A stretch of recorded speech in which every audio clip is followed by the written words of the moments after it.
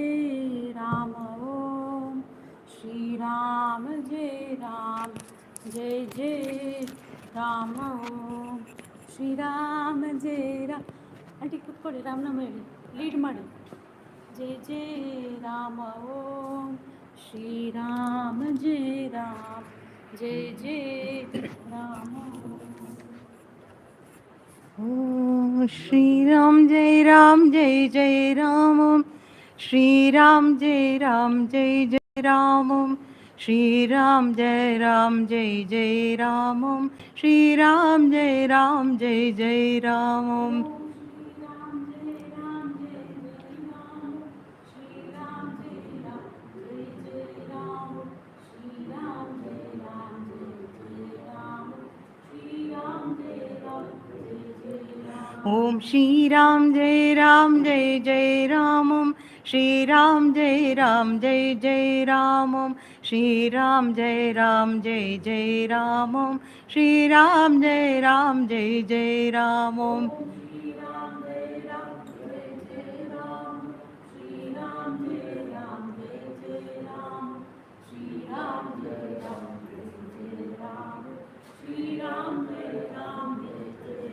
ओम श्री राम जय जय राम ओम श्री राम जय जय राम ओम श्री राम जय जय राम ओम श्री राम जय जय राम ओम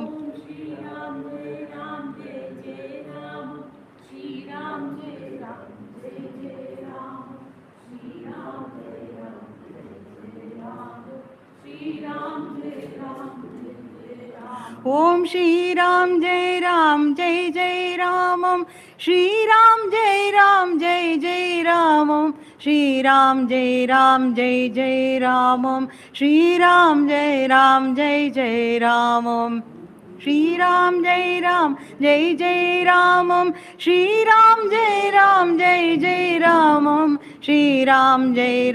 जय जय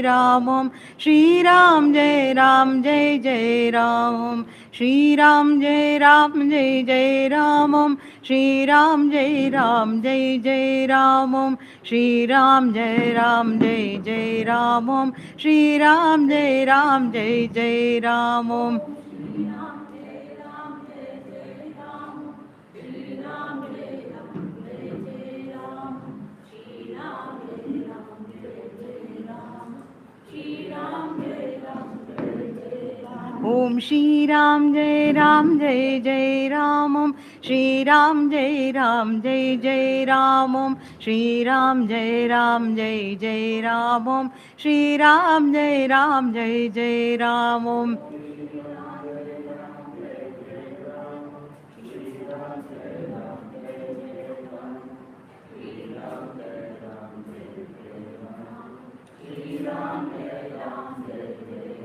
ओम श्री राम जय जय राम ओम श्री राम जय जय राम ओम श्री राम जय जय राम ओम श्री राम जय जय राम ओम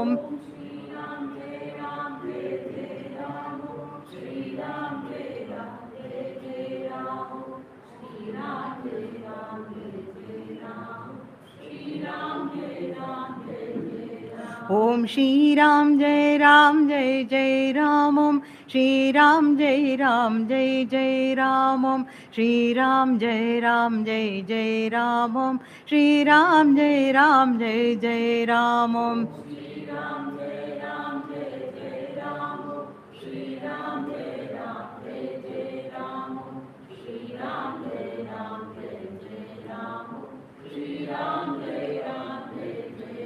ओम श्री राम जय जय राम ओम श्री राम जय जय राम ओम श्री राम जय जय राम ओम श्री राम जय जय राम ओम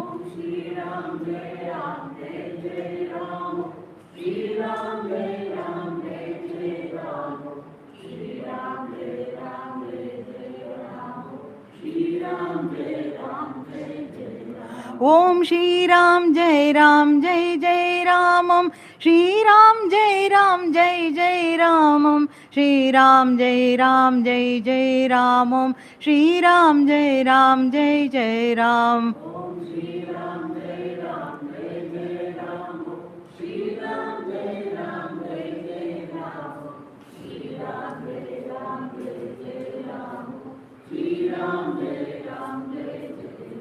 Om Shri Ram Jai Ram Jai Jai Ram Om Shri Ram Jai Ram Jai Jai Ram Om Shri Ram Jai Ram Jai Jai Ram Om Shri Ram Jai Ram Jai Jai Ram Om.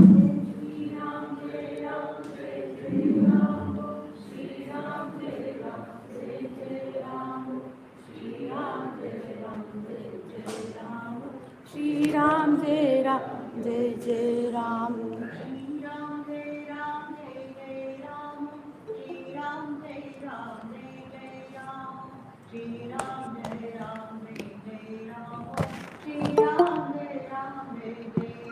Om Shri Ram Jai Ram. Shri Ram Jai Ram Jai Jai Ram. Shri Ram Jai Ram Jai Jai Ram. Shri Ram Jai Ram Jai Jai Ram. Shri Ram Jai Ram Jai Jai Ram. Shri Ram Jai Ram Jai Jai Ram. Shri Ram Jai Ram Jai Jai Ram.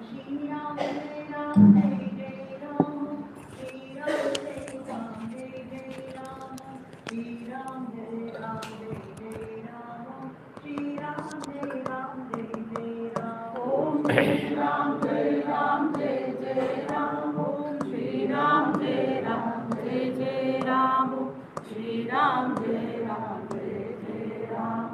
Ram. Shri Ram Jai Ram Jai Jai Ram. Om Shri Ram Jai Ram Jai Jai Ram. Shri Ram Jai Ram Jai Jai Ram. Shri Ram Jai Ram Jai Jai Ram. Shri Ram Jai Ram Jai Jai Ram. Om Shri Ram Jai Ram Jai Jai Ram. Hari Om to everybody.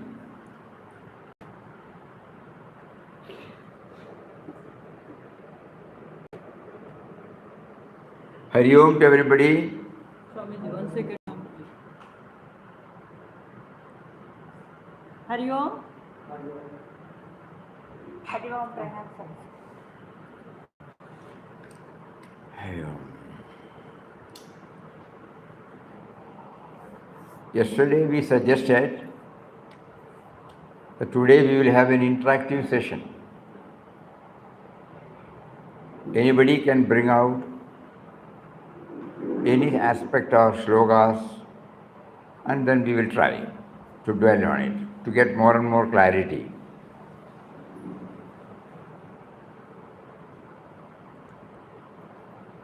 Right from chapter number 1. Need not be in the chronological order.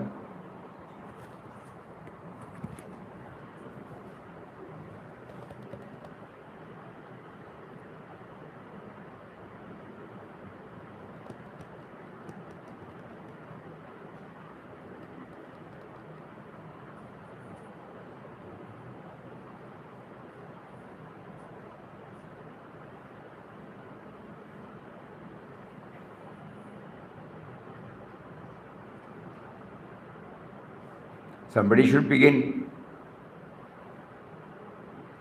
Swamiji, first chapter, first sloka.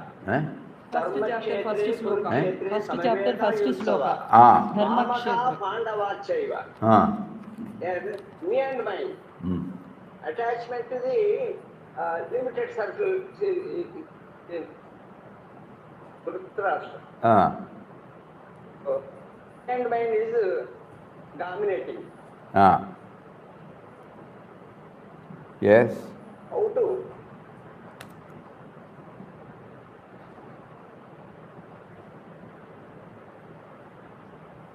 It is only possible to overcome chanting of Nam Nam, as Papa given the solutions. God thought, godly thought always. If chanting was is is enough, the chanting as we do now is enough, then we should know the result, whether we have been able to get over the me and mine. Think about it.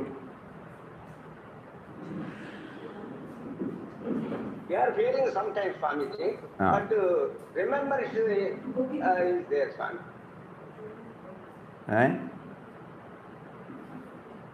It is not, always is not possible, but overcome me and mind. Remembrance is there. To overcome Awareness. The supremacy of me and mine is not possible always,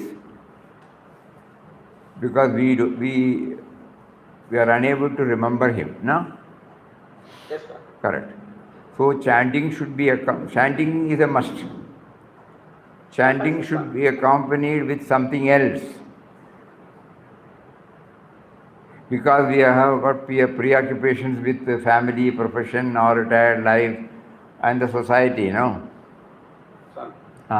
we are not exclusively striving for God remembrance. When we look up to Papa's life, though adversities one after another were tormenting him, God somehow made him to prioritize God remembrance, and in spite of so many challenges, so many hurdles at every stage, he was able to hold on to that exclusive remembrance of God. In our case, we intellectually know that this is the answer, and we are also chanting, but this chanting doesn't seem to help us to move forward. So then, Papa himself says, outer activity should be compatible with inner aspiration, because none of us will be able to chant throughout our waking time. So during our involvement in various activities, how do we keep up the remembrance? That is the challenge. So now when we go through Gita, he also confirms that we have to put ourselves on the refinery and start purifying. The purifying process should take place. The present day chanting has not helped us so far, though as you said, it has helped us sometimes. It gives us joy at the time of chanting.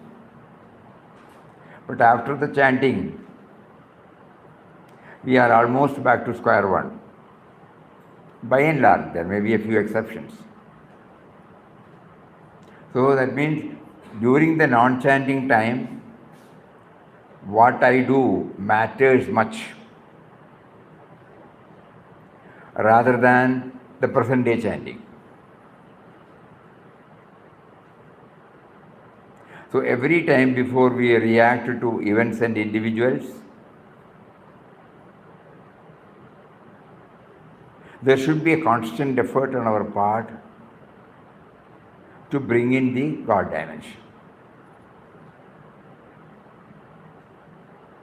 If the God dimension does not take place, we view it from, we evaluate from, we react from the individual level, me and mine level. So in the first sloka, Dritarashtra is coming from that level. My children and Pandu's children.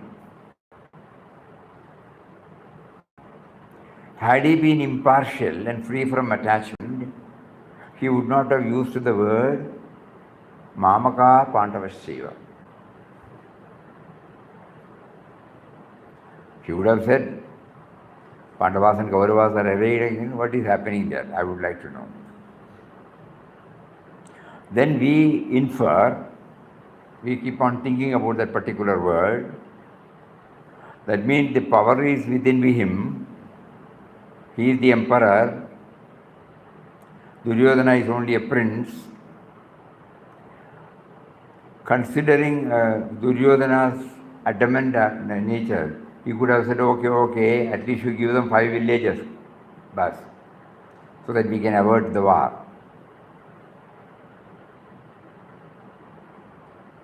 But he did not say anything to Duryodhana. And when Duryodhana decided not to give anything, and when there was no other go for Pandavas except to wage a war with them, it was arranged. So everything stems from that me and mine. That is how we take it when we started the Bhagavad Gita. That is the one Papa prompts us, because from In Quest of God, in-depth study, Papa taught us in the 2nd chapter itself that what is blocking us is the me and mine. 2nd chapter. So he prays, kindly remove the I-ness in me. So that was the background, when that is why Mamaga Pandava Sheva. Immediately we remember my children, that attachment. So for that, as you said, so as the other day we were reading, we are not thinking that the Kurukshetra had happened 5,000 years ago near Delhi. We feel Kurukshetra is in our own mind or in our own fields of activities. The indwelling reality, the power behind everything, is the Lord Krishna. Me, as a sense of individuality, is the Arjuna. The down-pulling tendencies are represented by the Kaurava forces. The elevating principles are symbolically represented by Pandavas. Every day the war is going on. So the sense of individuality should seek guidance and blessings and grace from the indwelling reality. That means constant remembrance is necessary for enabling us to peacefully conduct our life.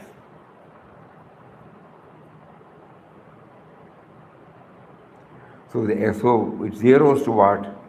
Along with chanting, whatever we have to, even while chanting, which are the areas where we have to refine. So we try now to bring in this dimension as much as possible during our time for our chanting. Though not in one go, suppose we are chanting for 15 minutes or half an hour, there will be still breaks from one chanting to another. Somebody will be leading and we get a pause. We will be hearing. At that time we can include all these dimensions.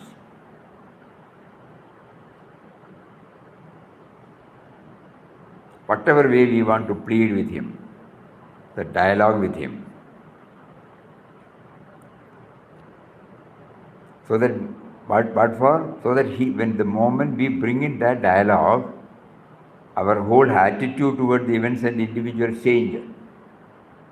Previously we were viewing it only from the individual level. My likes, my dislikes, my rights, my wrongs, my priorities, my preferences, my desires, my ambition, my craving, my moha. All these things, overpower me. But suppose when I bring in God dimension, the face gets changed.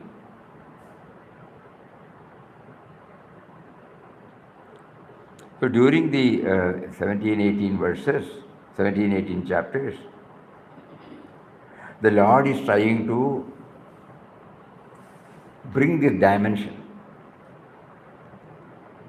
The second chapter itself, he says, you say, you and I and all those who are now, we were all born, we continue to die, we continue to be born again.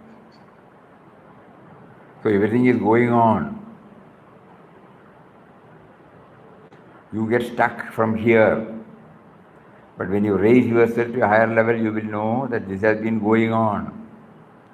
And why do we get stuck with one particular relationship?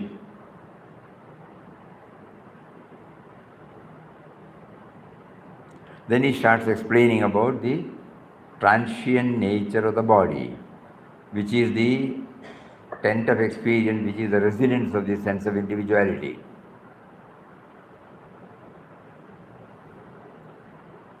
So, as you said, the first sloka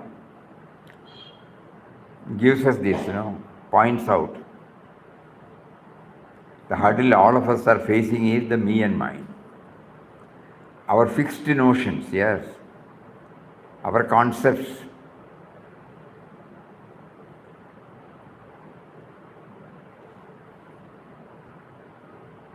So, in other words, can we say that the moment we hear this, we should close our eyes and try to feel that he is there, he is there, he is there. I have forgotten, that is why I have labeled as this.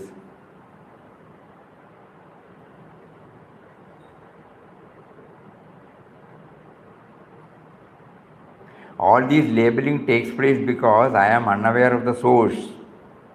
I am unaware of the source of others. If I start digging, if I start plumbing deep within to find out my source and the source of the world, then this dominance of me and mine will become definitely reduced to a very great extent.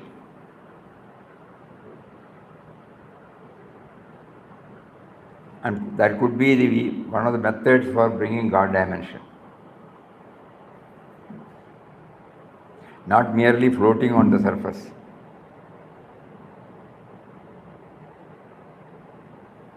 We have heard it many a time, but we have not applied our mind probably, we have not done the needed manana.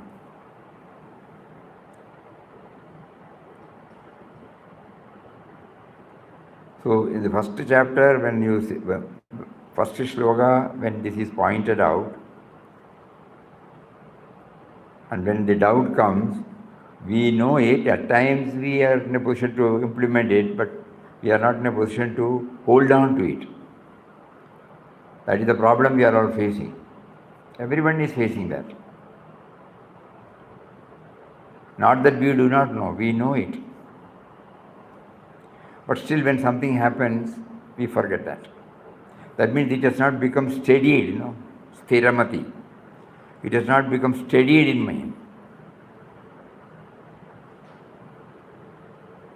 So we must devise some method to get it stabilized.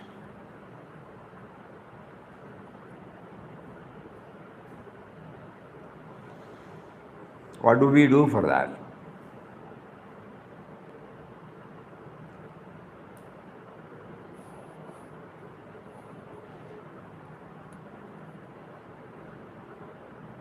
Pray for Papa Swamiji. Prayer alone will not help. Holding everything to my hand, suppose I pray, do you think it will help? No. No. I must undergo disciplines. Along with that, prayer. I must undergo disciplines. In the first chapter of In Quest of God, he gives us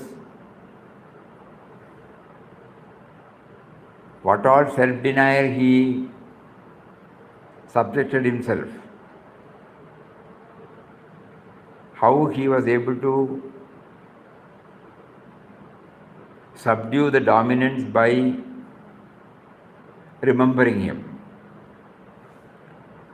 He was not allowing the comfort zones to disturb him.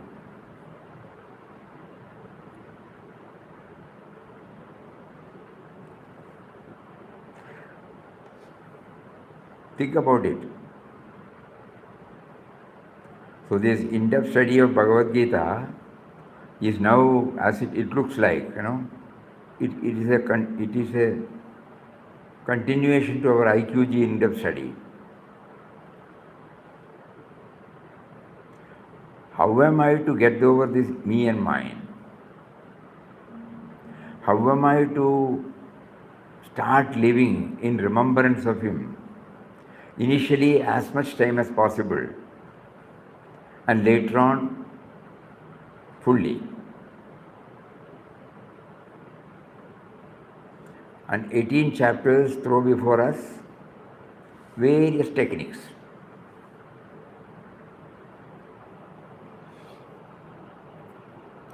And these techniques, not only they are explaining about inward journey, contemplation or manana.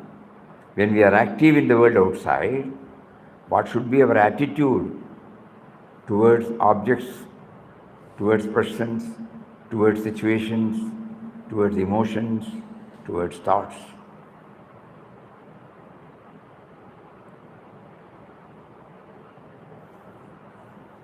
More than 70 to 80 values have been brought out.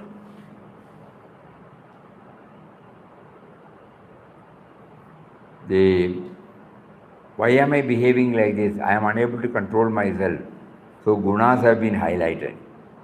I am a slave to the gunas. Do I have a freedom? Yes, you have a freedom. You are your own friend, you are your own enemy. In one sloka he will say. That means the sense of individuality has also been given a limited freedom.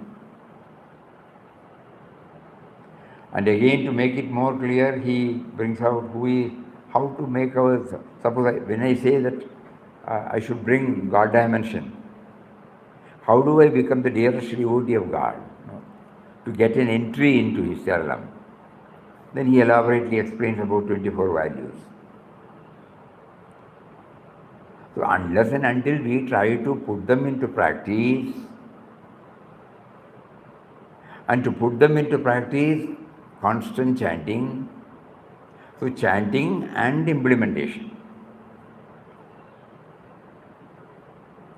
Because we are all very much in the field. We are not sitting in a cave. If we are sitting in a cave, we can understand only manna. But we are all working people.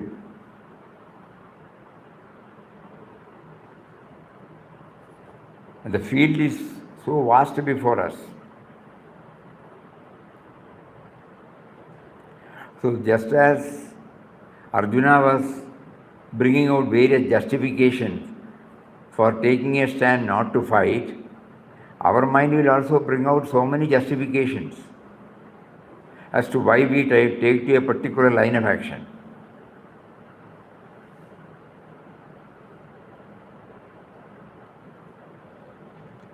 Every time we have to refer to him only. That is the clear-cut message. And to attentively hear him, that means going deep within. At the same time, we have to ensure that it doesn't slip into only a knowledge level. It should be translated into vijnana level, applied knowledge.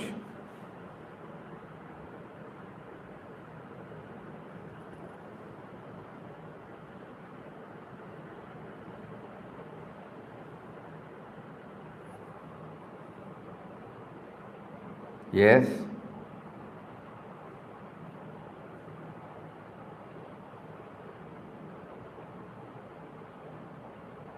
What next?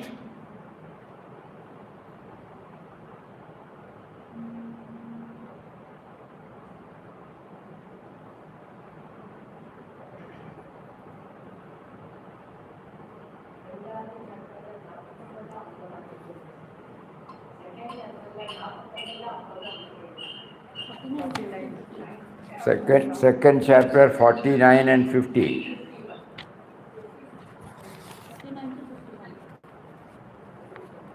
Duryodhana hyavaram karma buddhi yoga dhananjaya buddhau sharanam anvicha kripana balahetavaha बुद्धियुक्तो जहादीह उभे सुहृददुष्कृते तस्मात् उद्योगायुज्यस्य योगकर्मसु कौशलम् कर्मजं बुद्धियुक्ता हि फलं त्यक्त्वा मनीषिणा जन्मबन्धविनिर्मुक्ता पदं गच्छन्त्यनामयम्.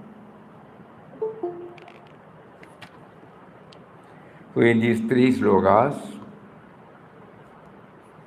it has been beautifully brought out.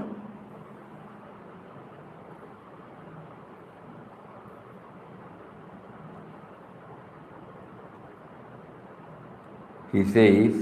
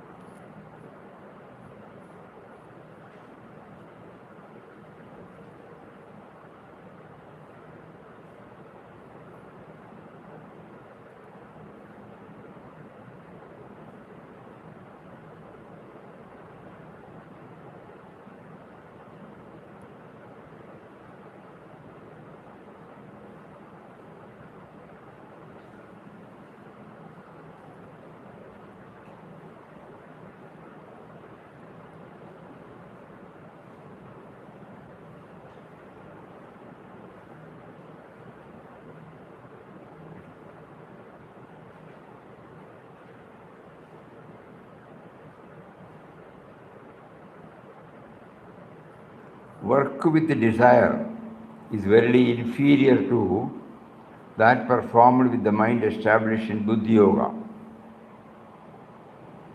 Work without desire, with the desire. So seek refuge in this Buddhi, evenness of mind. Wretched are they who act for selfish results.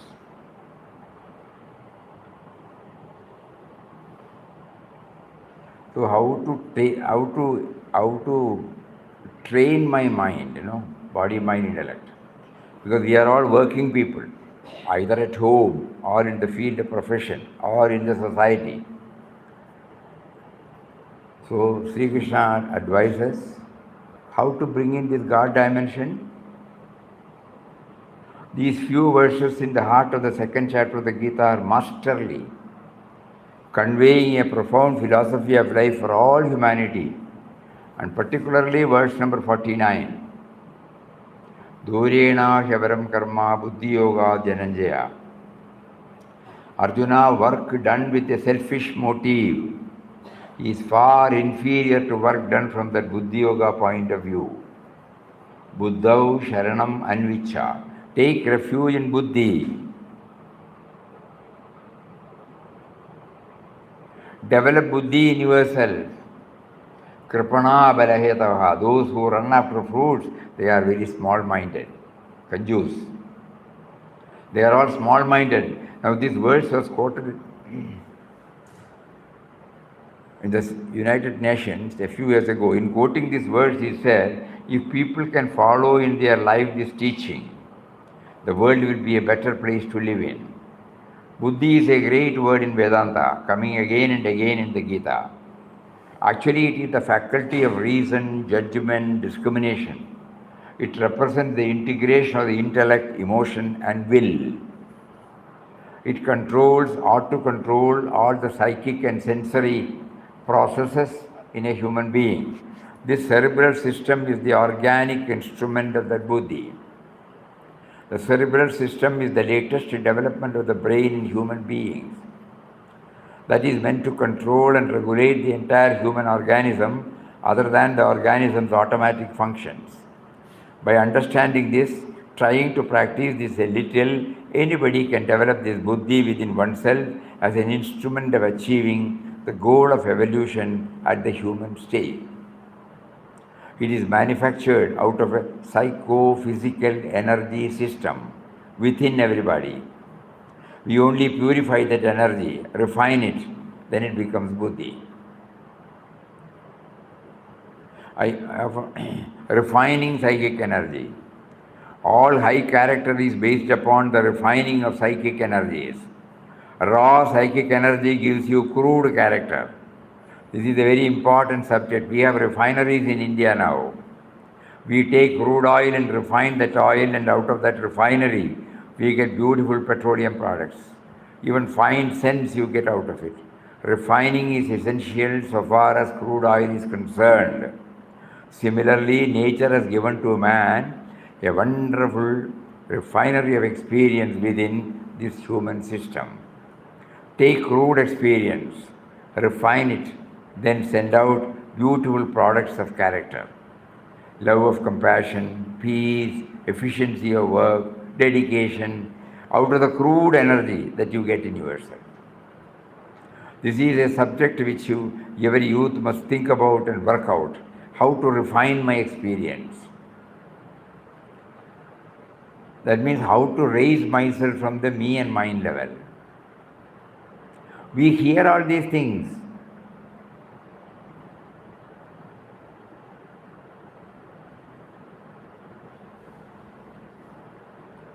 But we have to do individually by something, by which this gets stabilized. Otherwise, again, we will forget.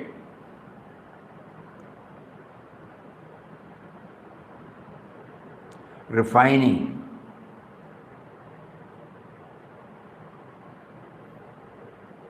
This is a subject which every youth must think about and work out in life. How to refine today in the concept of practice of education all over the world, there is very little of this refining of experience. The crudity that has come to our life is appalling. Crudity in ordinary human relations, crudity in politics, crudity in everywhere. Education is there but not refinement. Psychic energy is there but not refining. That crudity is a sign that we have not used our body-mind complex as a refinery of experience. All these ideas pertain to the teaching of that Sri Krishna is giving us. Where there is no buddhi, we live and work from a lower level of life.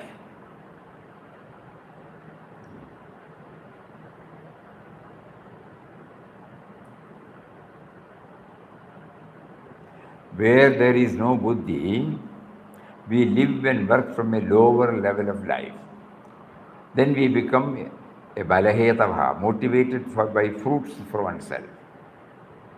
There is no place for you or we at all in our thinking then. Compared to that, all thought and action proceeding from the level of buddhi will seek the welfare of others along with that of oneself. What can I do for you?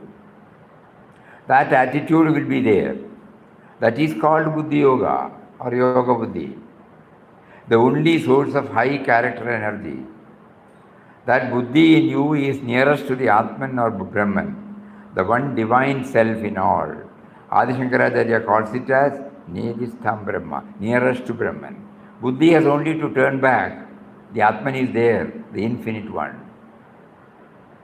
So when we study the Kathopanishad, we come across a beautiful chariot imagery.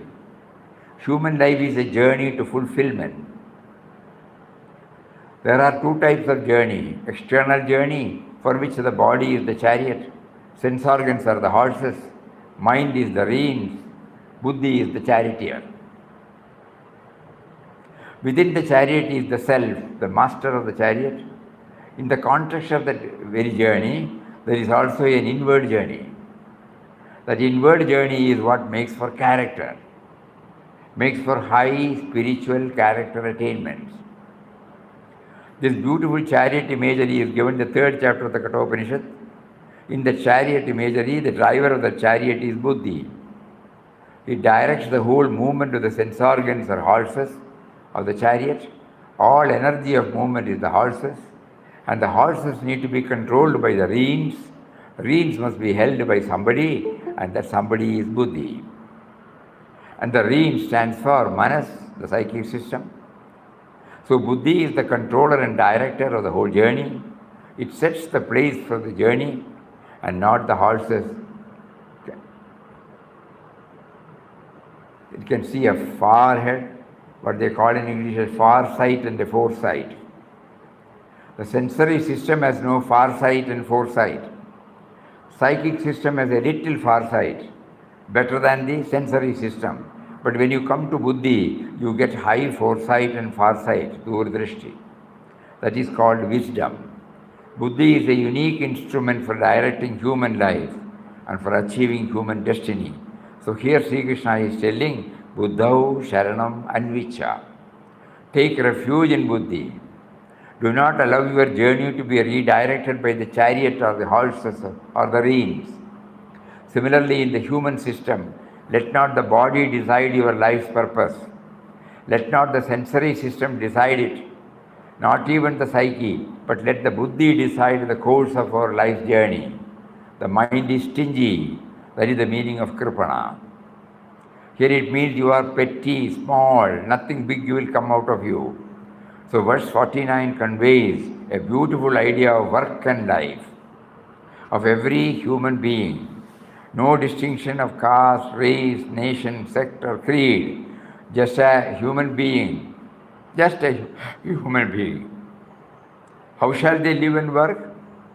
That is being answered much more definitely by the next verse, where yoga is defined by Sri Krishna in a more concrete and comprehensive form. It's a very important verse, the very heart of the yoga teaching, the finest and the shortest definition of yoga. The whole of Vedanta can be described by one phrase coined by Julian Huxley. He wants modern science to develop into a science of human possibilities, from what it is now, namely a science of physical nature's possibility. Why should I remain weak and helpless all the time? Parallel development must take place in the body, mind, and spiritual fields of life. These ideas are conveyed through these verses in the second chapter. And the whole thing is set in the context of a person at work, not at prayer, not at meditation, not at the mystical absorption. The majority of the people are working people. As a working person, how can I utilize that work situation to expand my mind and heart and to manifest the tremendous possibilities lying within? This is real education for a human being. So in the next verse, we have the keynote of statement of the Gita teaching, given in the briefest possible language. In fact, the whole philosophy of the Gita itself expressed by the briefest definition of yoga in 50, which says, Buddhi yukto jahadiha ubhe sugrda dushkrite tasmad yogaya vijjasya yoga karma sukausalam. Endued with the evenness of my buddhi, one frees oneself in this very life, alike from virtue and vice. Devote yourself, therefore, to this yoga. Yoga is efficiency in action.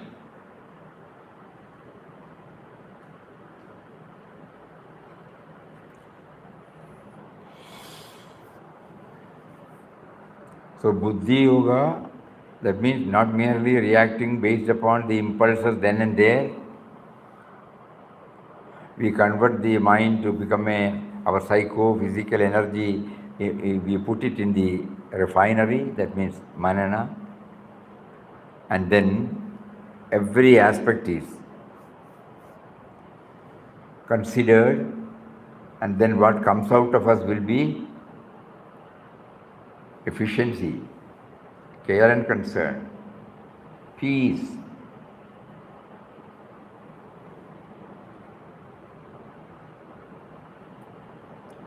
Now you take.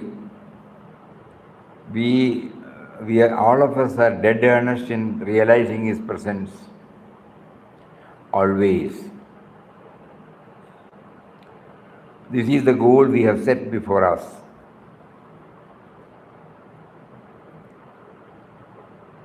But if we have to attain that goal, whatever equipment he has given to us, it should be directed towards that, is it not?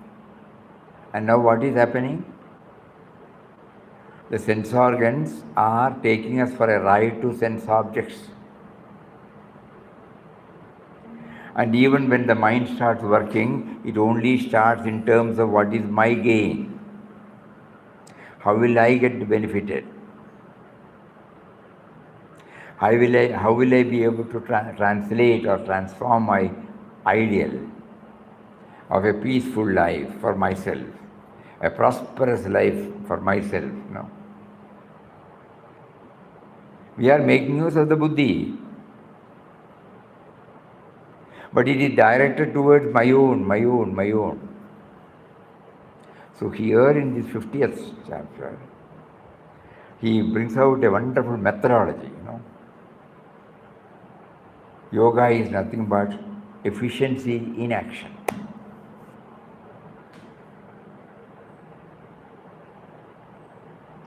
Whatever action we do, suppose we make it excellent.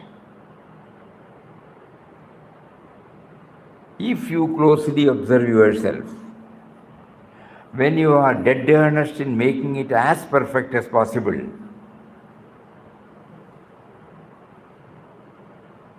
the me and mine will not be there.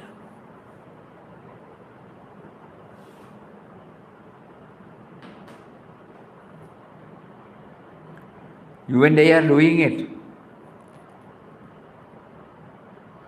But as soon as the efficiency is recognized,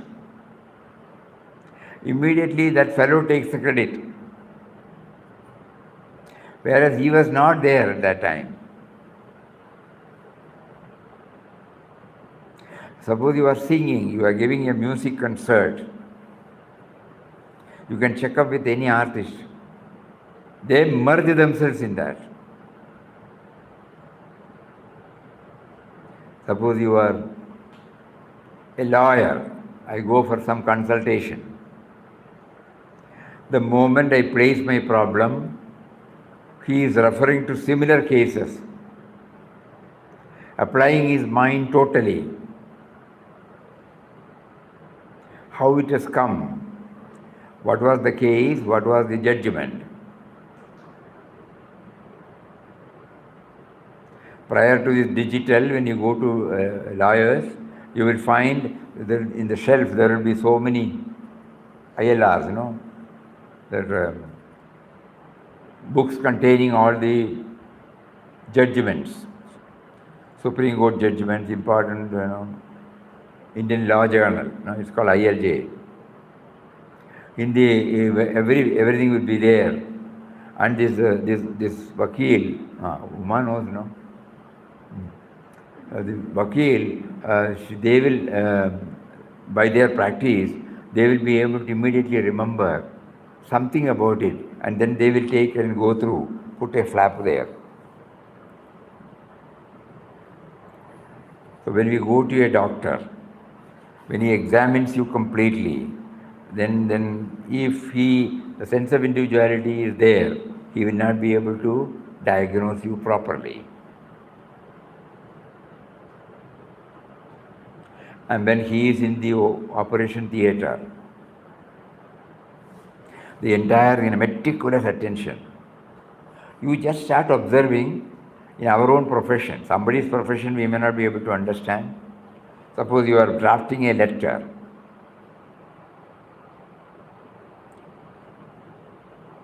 Any project, any book.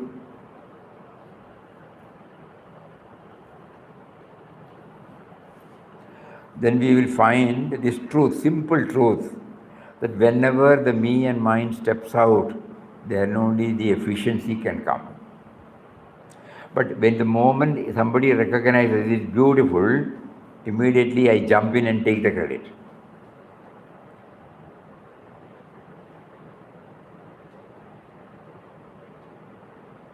Now, for example, Papa has written in 30 or 35 books.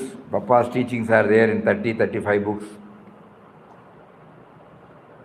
Suppose we want to relate some topic with any of his quotations. And suppose it comes by his grace. And suppose when you do that, and I immediately say, how is it possible for you to connect up from all these things? Immediately you should know, if Papa had not returned, and if it has not been printed, and if I have not been prompted to go and sit or go through that, I will not be able to remember. The basic thing is Papa's teachings. The first thing, so that will come to our mind.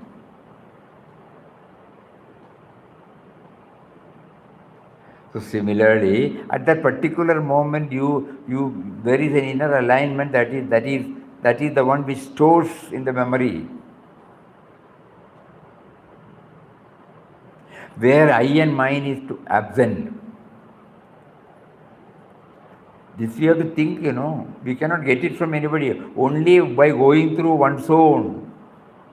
When we are preparing chapati, just imagine, or preparing dosha or idli, suppose our mind goes elsewhere, what will happen?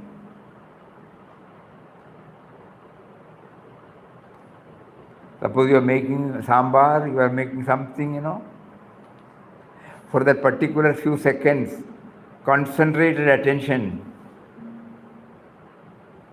So wherever there is efficiency in action, there, the first thing we have to learn, it is so subtle, we are unable to learn that, the me and mind steps out at least during that period. And whatever gain I am likely to get immediately, that is lost when somebody recognizes, and immediately I take credit. If I am level-headed, I will never take credit, because I know that the dough, the wheat is not cultivated by me. It is the Mother Nature that who gives after a lot of cultural operations. And when it comes, the harvesting should take place, threshing should be take place, and wheat grain is removed, and then it is put in the grinding, and then from there you get atta, and then you prepare a dough.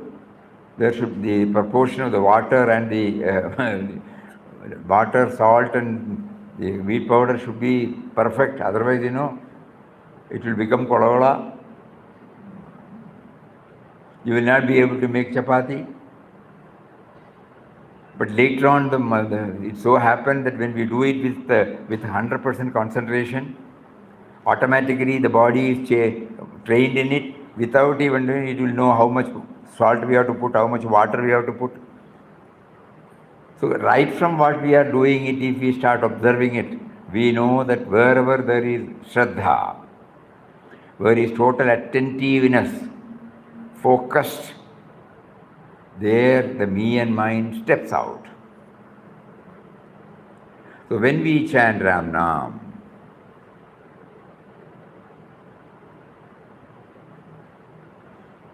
He made us to come in contact with Him. He gave us this mantra, and He facilitated everything internally and externally to chant. And He told us that it stands for God Absolute. And then we chant.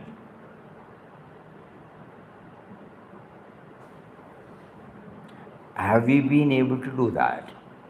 We have to ask. Connect yourself with this philosophy and technique of yoga. Get your whole mind and heart established in it. Yoga is efficiency or dexterity in action. You are working. It can become not only a means for your worldly welfare, but also a school of your own inner development. That is the unique feature of Gita teaching. In no other literature in India or abroad you find this definition of spirituality. Spirituality is defined here as efficiency in work. What kind of definition? It's a combination of productive efficiency without spiritual efficiency within.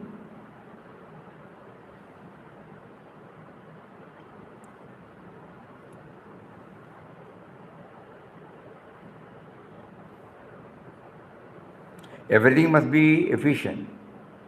Sri Krishna stresses this concept of productive efficiency. There you can see efficiency in various departments of modern life. Gita introduces a second and higher dimension of efficiency, which is greatly needed today in our civilization. When you work,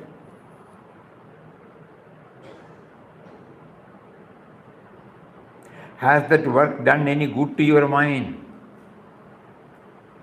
Has it made you better, purer, broader? Has it made you realize your own true nature? If that is done, efficiency gets a second dimension.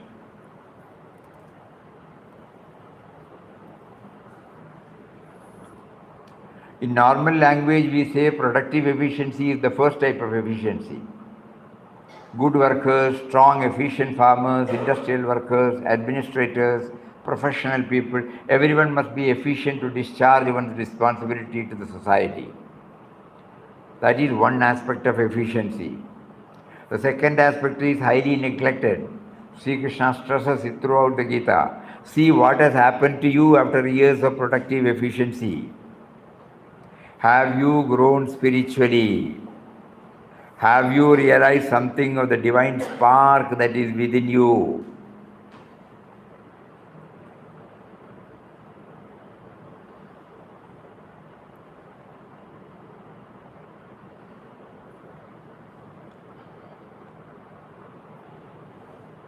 Have you gone beyond the body-mind intercommon pulls and pressures and become calm and steady within yourself?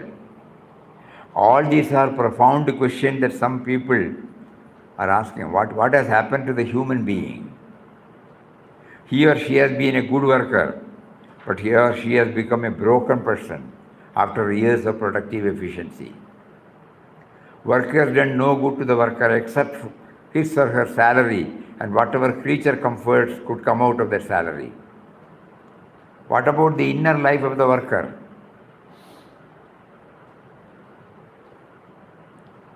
It applies not only outside, even in ashram seva. We are working. We call it seva, We add that word, Deepa Seva.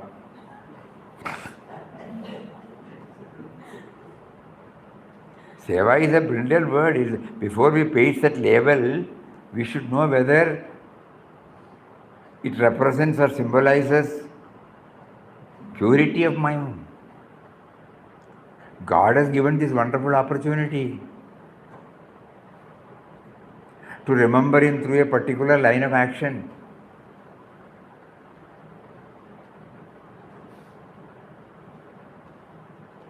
And it should be done as perfectly as possible, because this is an offering to Him. So don't think that it is only applicable to people outside. It applies to all of us who feel we are doing some seva here. I would say bluntly, we are involved in some activities. Of course, not activities which are aimed against anybody, but whether it is directing us towards Him or not, only that particular person will know. Then only he can change the label from activity to seva.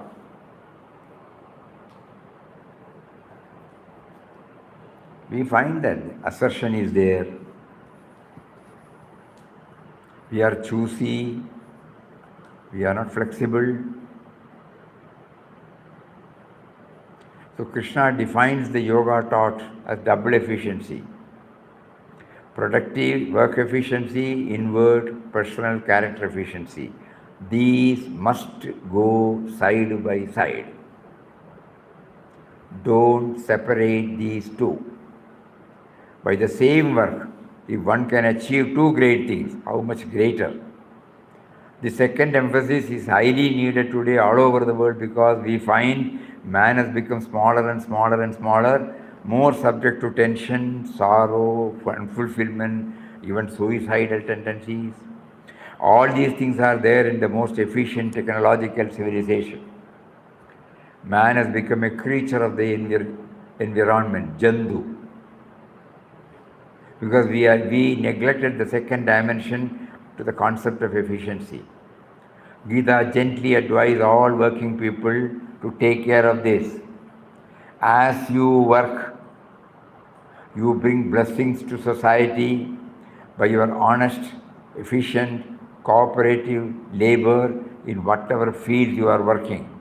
See also that your inner life becomes qualitatively richer, full of joy, full of peace, full of love and concern for humanity.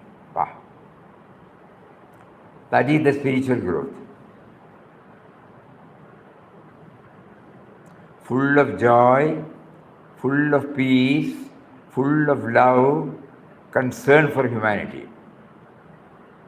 Qualitative enrichment of human life.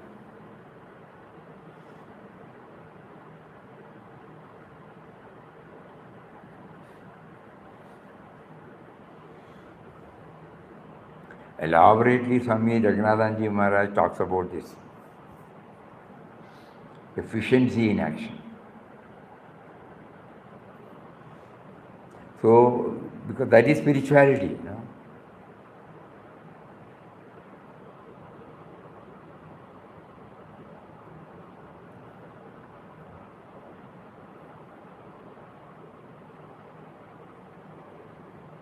Are those who work efficiently peaceful? Can they live at peace with each other? Serve each other?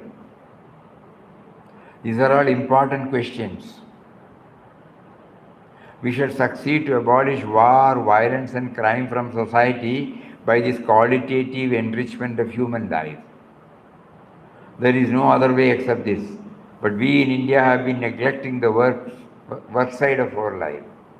We have to develop that side very much today. When we become good workers producing goods and services, we shall solve the problem of mass poverty in India. All the 800 million people, when Swamiji was talking, it was 80 crores. Now it is 140 crores. Of course, we have reached spectacular progress, no doubt about it. Spectacular progress. God made many of the planners, many of the executors, many of the people who are doing it to bring out efficiency in work. The society is today very much benefited. Even though we are 140 crores of people. Today we were remembering at the time of our meals, somebody was talking about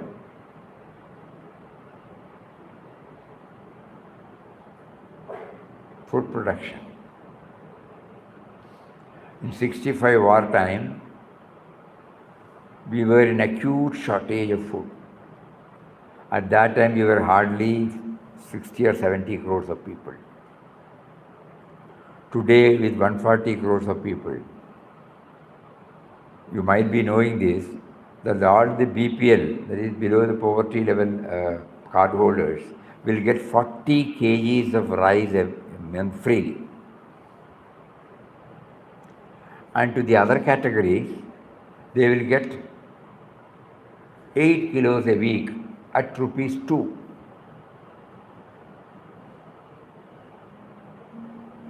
Unimaginable, because we were there in 65 when Lal Bahadur Shastri gave us the call to the entire people of India to forego 1 meal a week. Before every ration shop there was a big queue. Today the population has gone up like anything.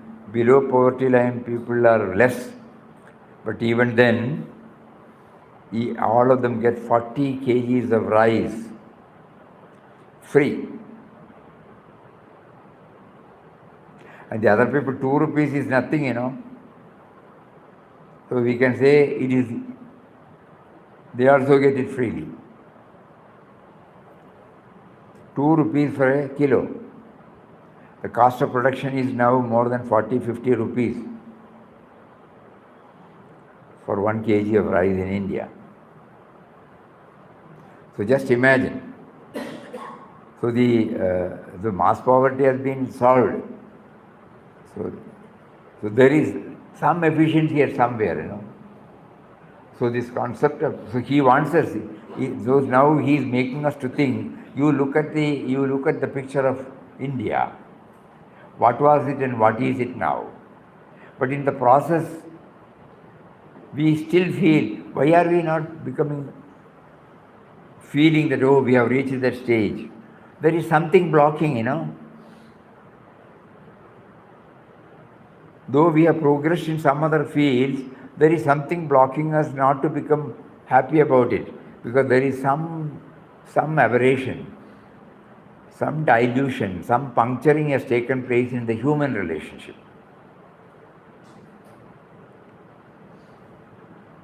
So that is what is meant by this, Yoga Karma Sukhaushalam.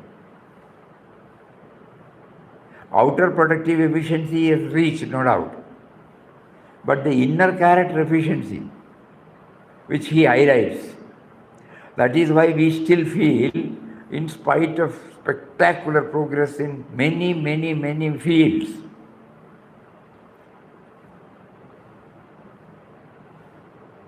whether it's in the form of education or medical or any line you choose, spectacular. But still something is nobody is feeling fullness.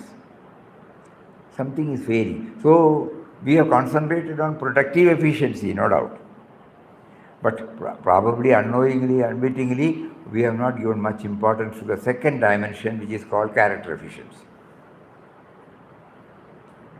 Same thing is reflected when we take up spiritual practices also. It doesn't become comprehensive,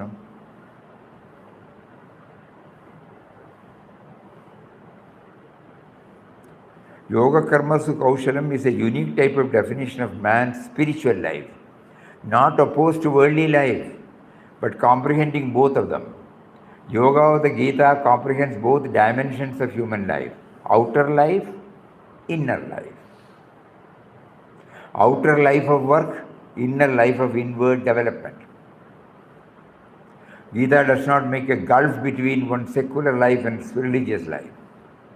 That gulf has been bridged by Krishna ages ago.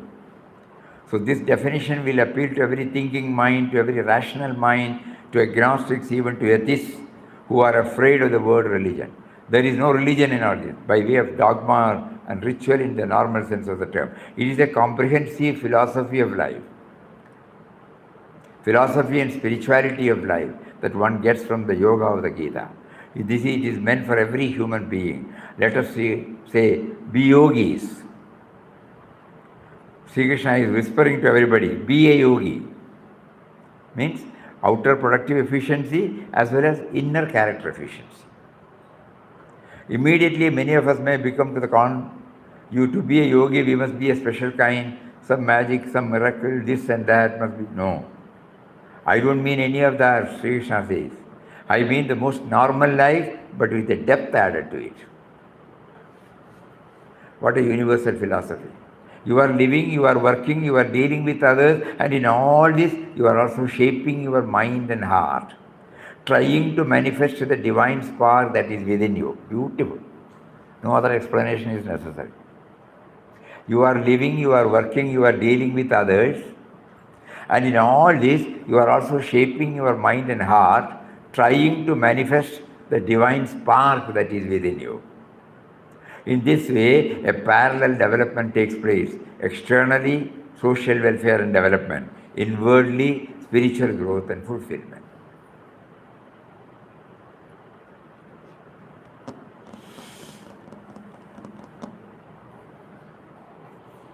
Good that this particular shloka was remembered. because we are trying to understand more and more. No? It all started with how to get rid of this me and mine. Me and mine can be got rid of only when we apply our mind solely on any project. And then a little more analysis will reveal that our outer productive efficiency must be followed by or coupled with inner character efficiency. We are part of the whole. None of us can live a life of exclusivity of myself. So from me to we.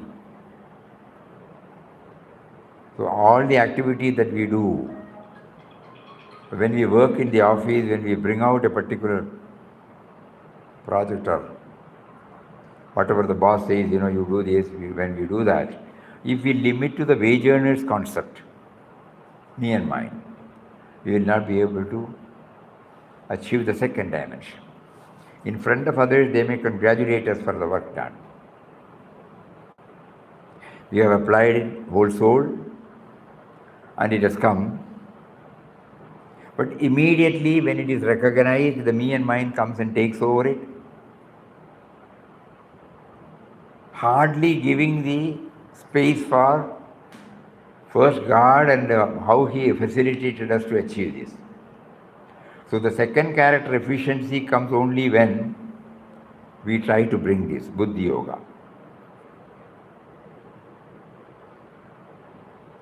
In anything that we do, suppose we apply this, He gave us the prompting, He is facilitating us, He provided the wherewithal or the raw material, He provided the technique through some of His creation, and then He gave me a chance to do it. And I did it. And the credit goes to Him. If I don't accept the credit, it has become the second dimension. That is why they say, bhalecha, bhalecha. Fruits, we are not aiming at the fruits of our action. Immediately the me and mine comes.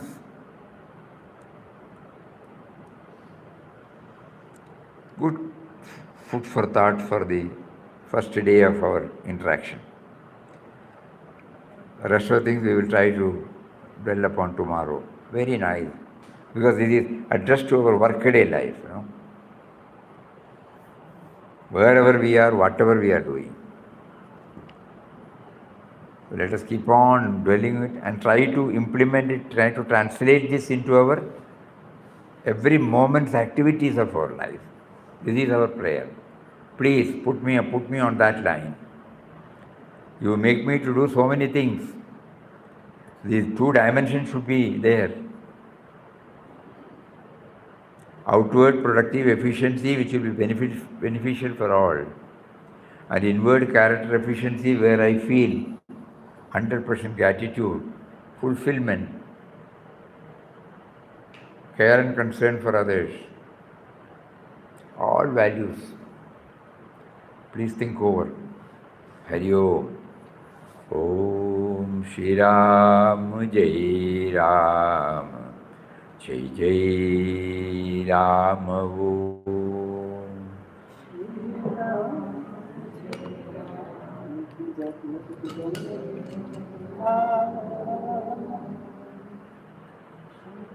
Shri Ram Jai Ram. Jai Jai Ram Om.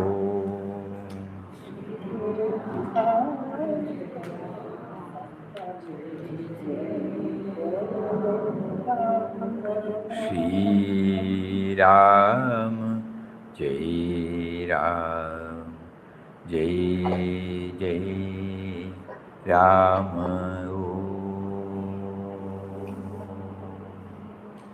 Om Shri Ram Jai Ram Jai Jai Ram. Pranam. Every day, kindly bring out one or two slokas. We will again touch upon it. Keep it alive, That.